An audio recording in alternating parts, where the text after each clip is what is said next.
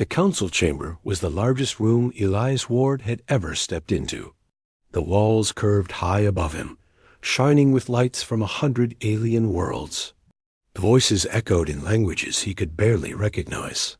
At the center, the long table of the Galactic Council stretched like a ring of judgment, each seat holding the leader of a powerful civilization. Elias wasn't here for glory. He was here because Earth had been summoned, accused of crimes against the Council. But his heart wasn't only heavy with politics not far away. On the other side of the galaxy was someone he hadn't spoken to in years, Commander Liana Torres. Once they had been inseparable, training together in the Human Space Command. She had been his partner in every mission, the one who could finish his sentences, the one who believed in him when no one else did. But when Liana was assigned to a deep space expedition near the Andari cluster, they lost contact. She never wrote. And now, as he stood in this alien room, he felt her absence more sharply than ever. The alien delegates whispered as Elias walked to the center floor. "That's the human leader?" One of them murmured in a clicking language. "They look fragile." Another said, its voice like grinding stone. Elias kept his head high, but he could feel the weight of their stares. The Supreme Chancellor, a tall, crystalline being whose body shimmered like frozen water, spoke in a deep, cold voice. "Humanity," the Chancellor began, "you have refused to send tribute to the Council. You have ignored our patrol fleets. You claim independence, yet you dwell in our space. Explain yourself." Elias breathed in slowly. His voice was steady. "Earth owes no tribute," he said. "We are not part of your empire. We are not your subjects." A ripple of laughter swept through the chamber. Some aliens shook their heads. Others hissed in mockery. Elias felt his chest tighten. This wasn't just politics. This was the same dismissive tone Liana had once warned him about. She used to say, "They will underestimate us until the day." They can't. He remembered the last time he saw her, standing on the launch deck, her hair tied back, eyes bright with excitement. "I'll be back," she had promised. "Don't let them push Earth around while I'm gone." But the years had passed. The Council had grown more aggressive, and Liana was just a voice in his memory now. Elias forced himself to focus. "If you think humanity is weak," he told the Council, "then you have not been paying attention." The Chancellor tilted their crystal head. "You think your words can frighten us?" "No," Elias replied, "but our actions might." There was a pause in the chamber.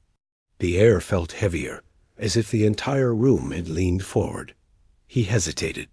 For just a heartbeat, feeling the distance between himself and Liana like a cold space in his chest. If she were here, she'd tell him to stop holding back. She always believed in showing strength when others doubted you. He remembered one of her messages from long ago. "Elias, the galaxy doesn't give respect. You take it by showing what you're capable of." And so, he decided. Elias raised his wrist and pressed a hidden button on his communicator. The signal was instant, sent through secure human channels, bouncing off relay satellites only Earth's fleet knew about. High above the Council's planet, something shifted in the blackness of space. At first, the alien defense monitors thought it was a small asteroid. But then it unfolded, massive armored plates, opening like the petals of a metal flower. Gasps filled the chamber as the image appeared on the Council's main display. It was a human-built structure, larger than any warship in the known galaxy. Its dark surface absorbed starlight, making it look like a hole in space itself. Rows of weapons lined its hull, each one glowing faintly with stored power. The aliens spoke over each other in shock. "What is that?" "They couldn't have built that. This is impossible. Humans don't have this technology." Elias didn't raise his voice. He didn't need to. "This is the Aegis," he said. It has been hidden in the asteroid belt near Earth for over a century. We have kept it secret because we believed in peace. He let that sink in before continuing. But we will not be mocked. We will not be underestimated. The Aegis can protect our entire world from any fleet in the galaxy. If forced, it can remove a planet from the stars. The council chamber fell silent. Even the Chancellor's shimmering body seemed dimmer under the weight of his words. Elias felt something shift inside him, the same mix of pride and longing he used to feel when standing beside Liana during a mission. This was what she had meant, not to fight without reason, but to stand tall so no one could push you down. He wished she could see this moment. Maybe she was out there, somewhere, catching the same news broadcast that was surely spreading across the galaxy. Maybe she would remember the promise they made to each other to protect Earth, no matter the cost. The Chancellor finally spoke again, but the arrogance in their voice was gone. We were unaware humanity possessed such capabilities. Said slowly. That, Elias replied, was your first mistake. He deactivated the display, leaving the image of the Aegis burned into every delegate's mind. The council session ended quickly after that. There were no more insults, no more laughter. The aliens spoke in low, careful tones, their eyes avoiding his. Elias left the chamber without looking back, walking toward the human delegation's shuttle dot as the doors closed behind him. He pulled out an old communicator, one he hadn't touched in years. The screen was dusty, the battery barely holding charge, but he typed a short message anyway. Liana, if you're out there, we just showed them what Earth is capable of. I hope you're proud. He didn't know if it would reach her. But for the first time in years, he felt closer to her than before. Dot above the planet, the Aegis hung silently in the void, a guardian forged in secret, waiting for the day it would be needed. Dot, the Galactic Council stood awestruck as Earth unveiled. Its hidden power, they had underestimated humanity's might. Asterisk the Aegis was now known across the galaxy. Humanity had stepped out of the shadows and shown its strength. It was the moment every diplomat would remember for centuries. But for Elias, it was something else entirely, a reminder of the person who had believed this day would come. She wasn't here to see it. He leaned back in his seat, staring out at the blur of stars as the shuttle prepared to dock with the human flagship, Resolute. The stars looked cold tonight, distant points of light that seemed almost unreachable. Just like Liana, she had been gone for over 6 years now, ever since the Andari cluster mission. It wasn't that they had argued or parted on bad terms. They just lost touch. At first, there had been messages, short bursts of updates sent across secure channels. Then the messages slowed, and one day they stopped entirely. No goodbye. No explanation. Elias tried to tell himself she was simply busy, caught up in the deep space research she had been assigned to. But deep down, there was another fear, that maybe she had chosen to let go. And yet, every important moment in his career still felt tied to her. Every risk he took, every decision he made in front of alien powers, it all traced back to the words she once told him. If they don't take you seriously, make them wish they had. The shuttle docked with thee. Resolute, and the hiss of the airlock pulled him out of his thoughts. Commander Reyes, his second in command, greeted him with a firm nod. You made history today, sir, Reyes said. Elias gave a small smile. History wasn't the goal. Survival was.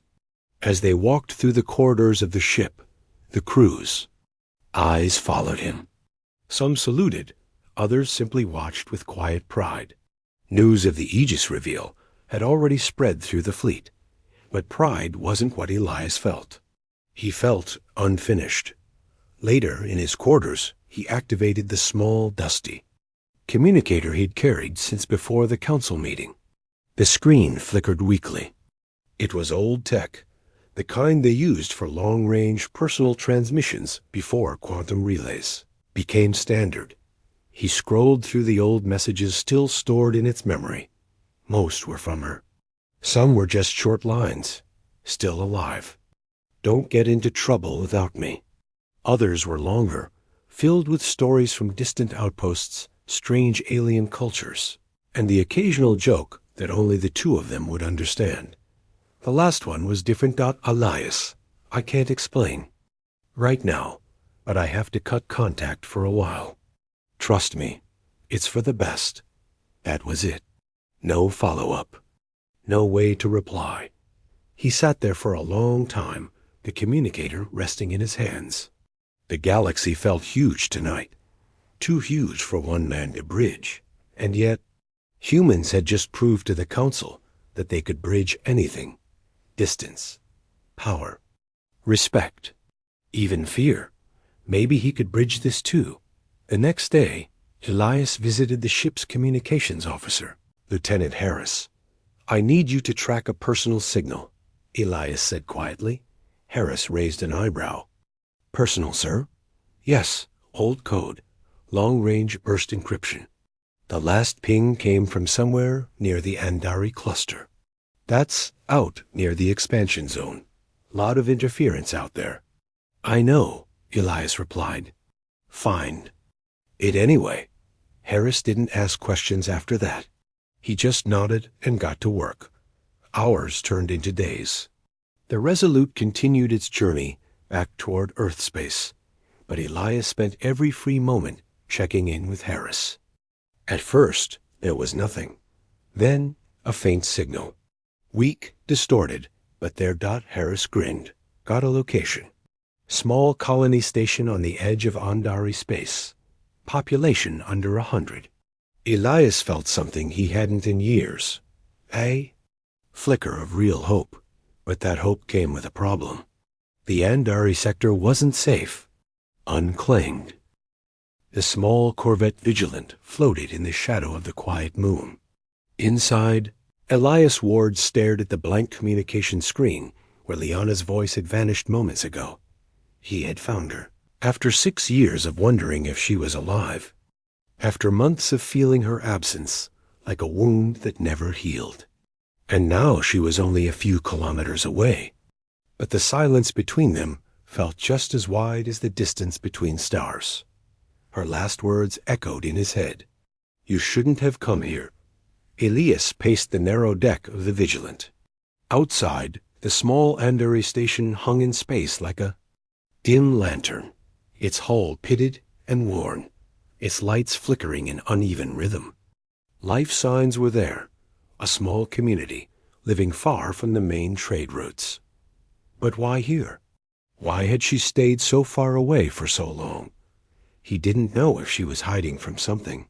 Or from him. Humans had just shaken the Galactic Council, proving their hidden strength. But Elias suddenly realized this mission wasn't about power. It was about the quiet kind of strength, the kind it took to reach out to someone, even when you didn't know if they'd reach back. He thought about turning the ship around, but then he remembered the way Liana had always pushed him forward when things got hard. Don't quit before you even try. She had once told him during their cadet days. He wasn't going to quit now. Elias opened the ship's comm system again, this time sending a short personal code they used years ago during training. It was a simple pattern, 3 long pulses too short. Their own way of saying, "It's me." Minutes passed. No reply. Then, just as he began to lose hope, the station sent back the same pattern. He didn't waste time. "Prepare docking sequence," he told the Vigilance AI. The small ship drifted toward the station's airlock. Metal groaned as the docking clamps sealed them together. Elias pulled on his jacket, checked the small datapad in his pocket, and stepped into the airlock. The inner door slid open with a hiss, and cold air greeted him. The station's corridors were dim, lined with patched panels and humming generators. It smelled faintly of metal and recycled oxygen. He walked slowly, boots echoing in the quiet. Then he saw her. Liana stood at the far end of the corridor, her hair shorter than he remembered, her uniform replaced with a plain dark jacket. She looked older, more tired, but her eyes were still sharp, still the same ones that had once watched. His back in every mission. For a moment, neither spoke. "You found me," she said at last, her voice even but not unkind. "I've been looking for years," Elias replied. She crossed her arms. "You shouldn't have come. This place isn't safe." "I've been in worse places," he said, taking a step closer. "And besides, I'm not here for safety." Liana looked away, her jaw tightening. "You're risking a lot, Elias. The Andari sector isn't exactly friendly to humans these days." "Then why are you here?" he asked quietly. Her silence was an answer in itself. They walked together to a small lounge near the station center. The room was empty except for a few old chairs and a window looking out over the moon's gray surface. Liana sat down and, for a moment, they just looked out at the stars. "I heard what you did at the council," she said finally. "You saw the Aegis broadcast?" She nodded. "It's all over the secure channels. The whole galaxy knows now. Humanity isn't the small, harmless species they thought." "That was never the point," Elias said. "I just wanted them to leave Earth alone. And they will," she said.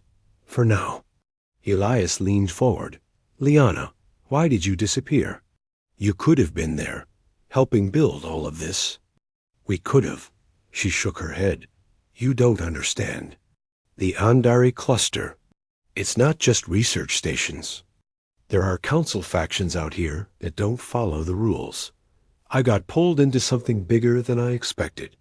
If I'd stayed in contact, they would have traced the signal back to Earth.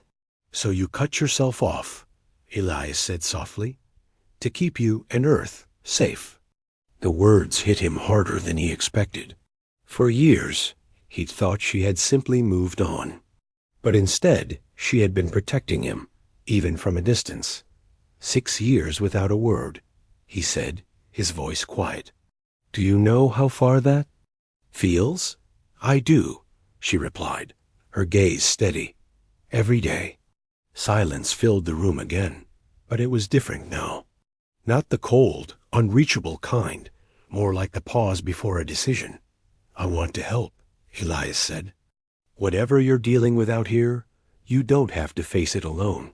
You can't just bring a fleet here," Liana warned. "The Council will see it as an invasion." "Then we don't bring a fleet," Elias replied. "We do what humans do best: adapt, improvise, survive." A small smile tugged at her lips. "Still quoting the Academy motto, huh?" "Still living it," he said. They talked for hours after that, sharing pieces of the years they'd lost. Liana told him about the shadow fleets moving through Andari space, about colonies forced into silence to avoid being taken over.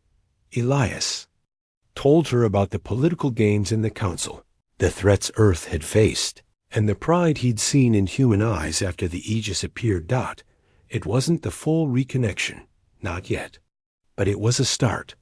When he finally returned to the Vigilant, the air between them felt different. The distance was still there, but now it had a bridge. Before the airlock closed, Liana said, "Be careful, Elias. If you stay out here too long, they'll notice."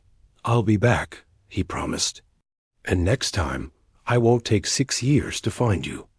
Back aboard his ship, Elias watched the station fade into the distance. The galaxy was still dangerous, still unpredictable. But tonight, he carried something stronger than fear: hope. Humans had shown the galaxy their might.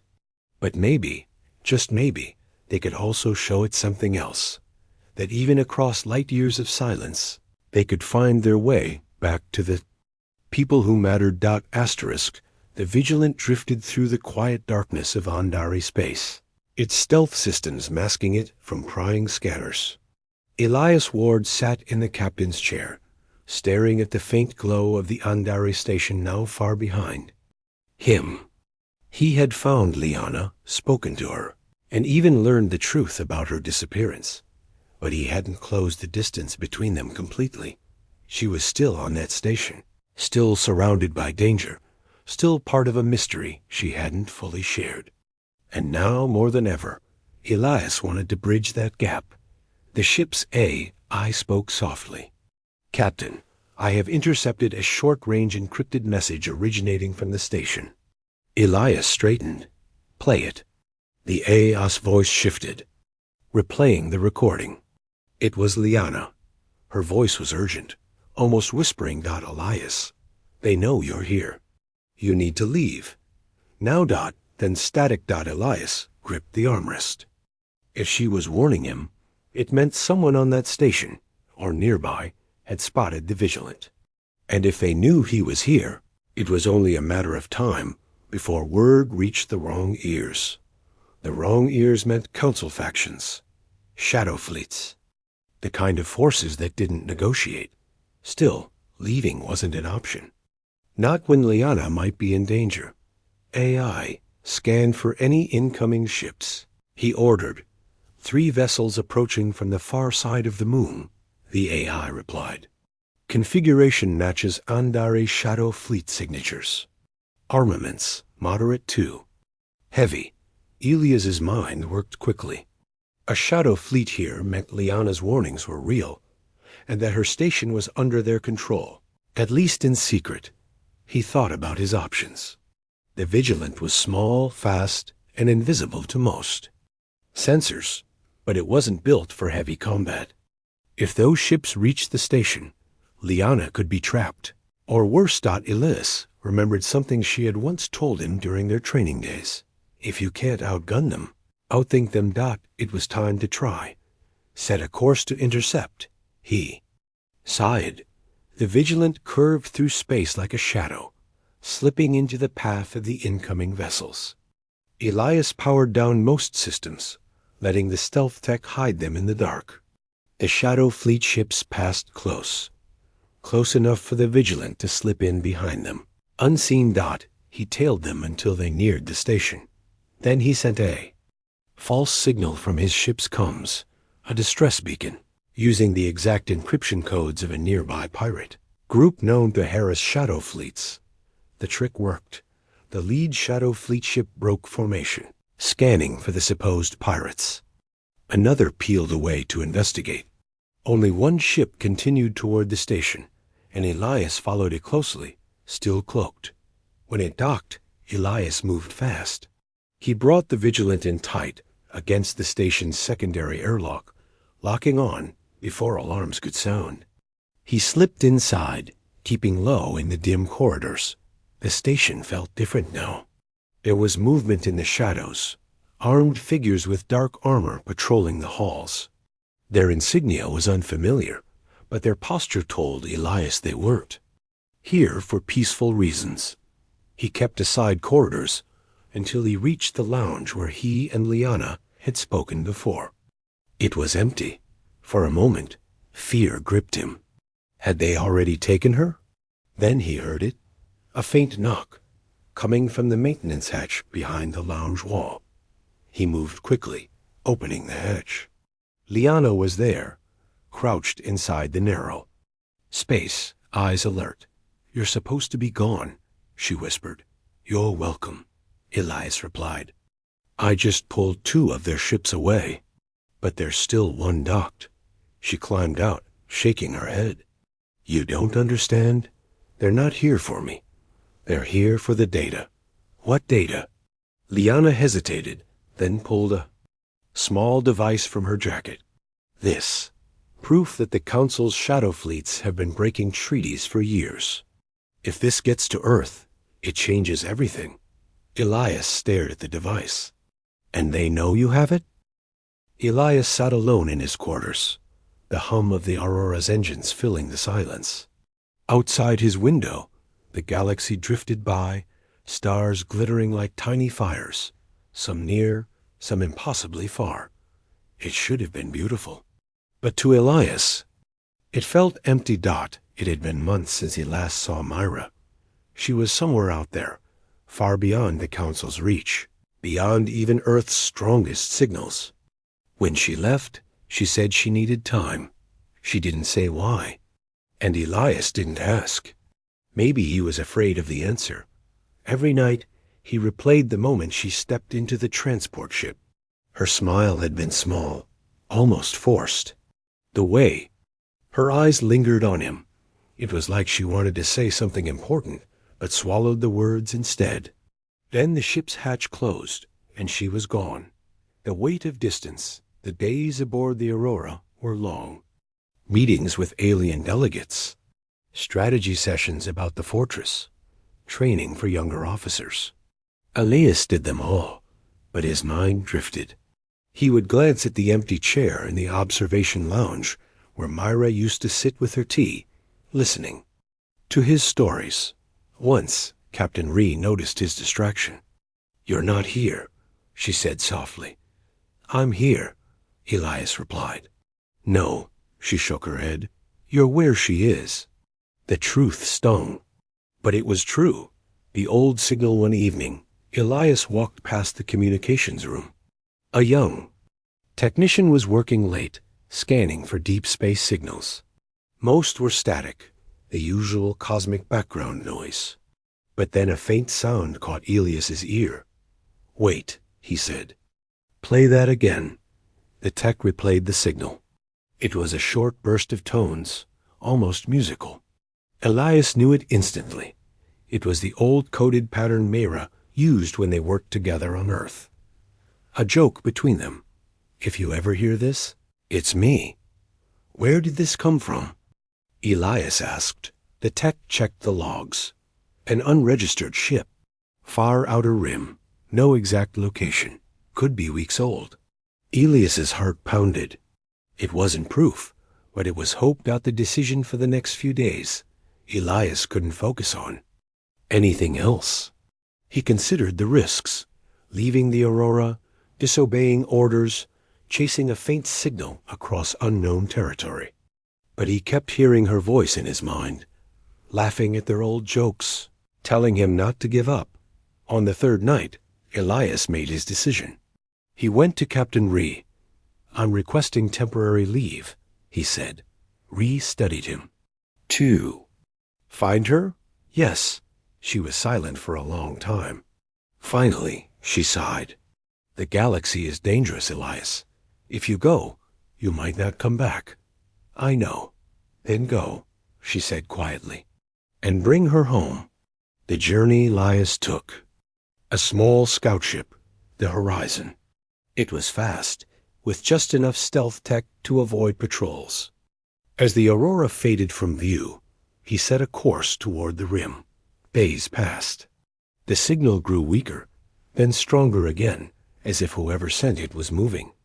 Elias chased it through asteroid fields, past abandoned mining stations, and into dark regions, where even the starlight felt dim. He spoke to her in the quiet moments, knowing she couldn't hear him. "Myra, if you're out there, I'm coming. I'm not giving up this time." The encounter on the 12th day, the Horizon emerged into a small star system. There was only one planet covered in misty oceans, and orbiting above it, a single freighter, old and weathered, with its transponder turned off. Elias scanned it. No weapons, no crew records. But the ship's ID code matched one Myra once piloted. His hands trembled. He hailed the ship.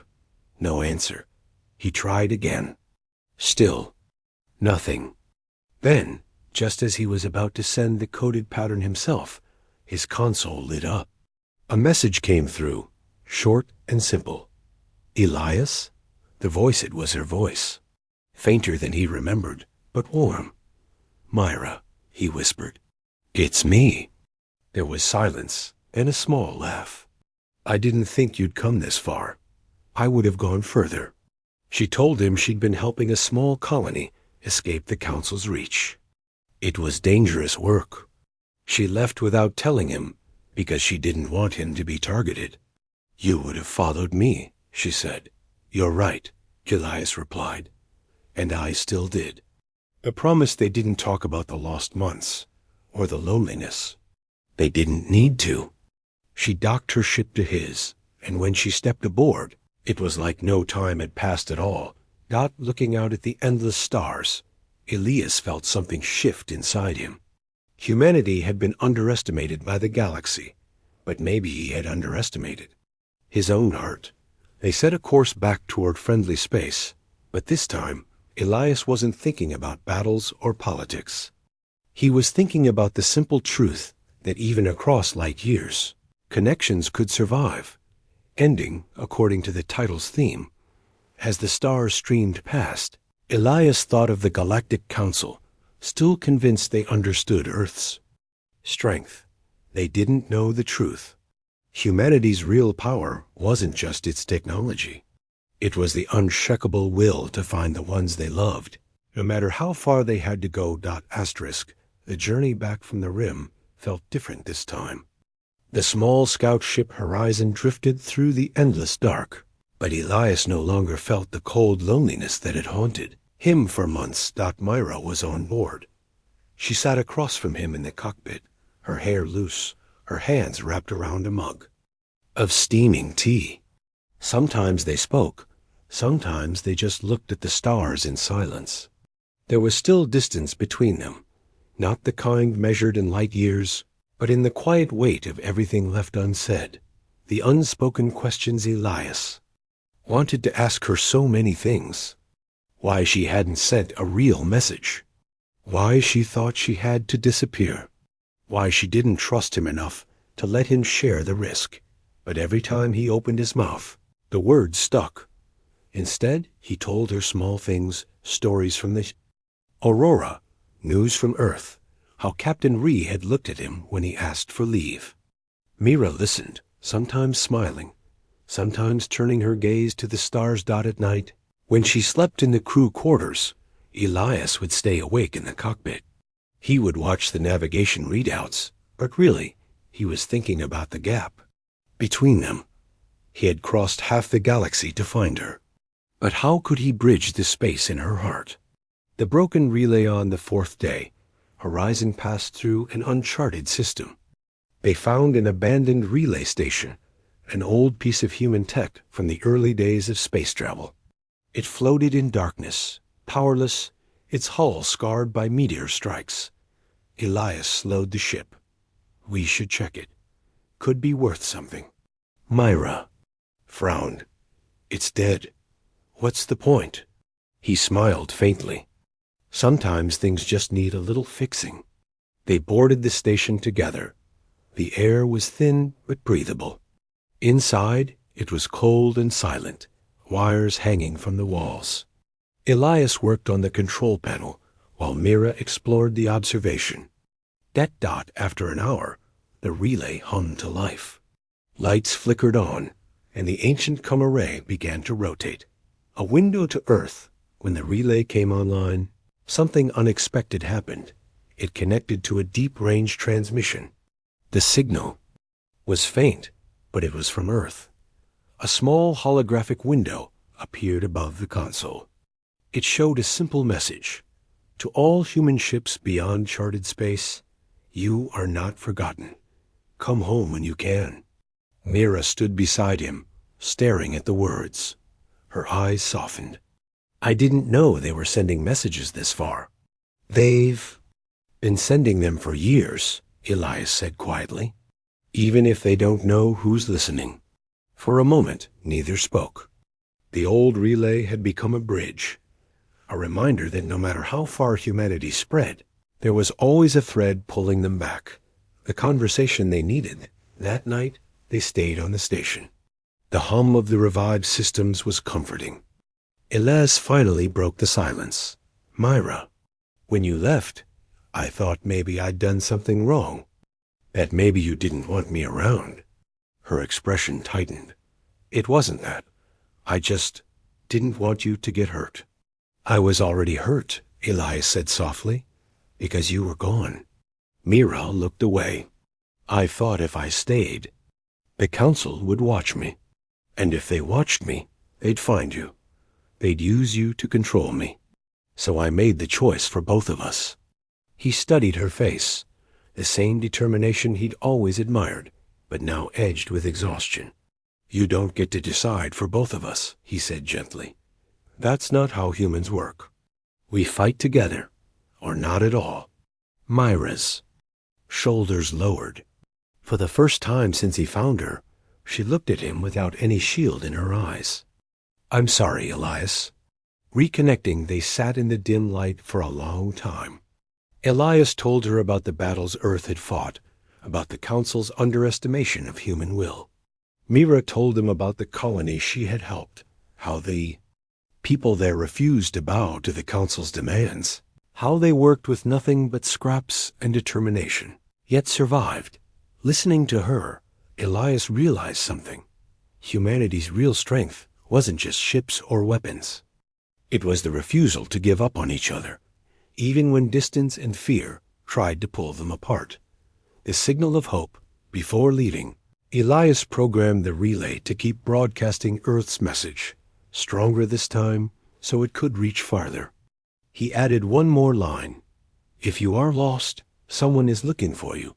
Don't stop listening." Myra watched him finish the upload. "Do you think it will help?" He nodded. "Someone out there needs to hear it, just like we did." The journey home as Horizon left the system, Elias felt lighter. Myra wasn't fully the same as before, and maybe she never would be. But the wall between them was beginning to crack.